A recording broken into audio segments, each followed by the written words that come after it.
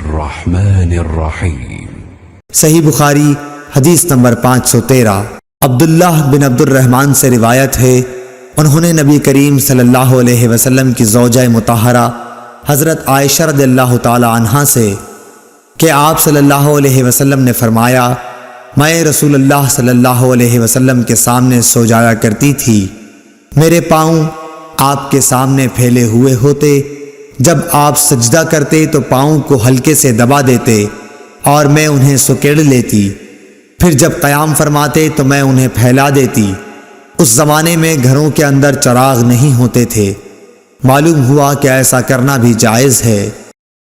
اللهم صل على محمد وعلى آل محمد كما صليت على إبراهيم وعلى آل إبراهيم إنك حميد مجيد اللهم بارك على محمد وعلى آل محمد كما باركت على إبراهيم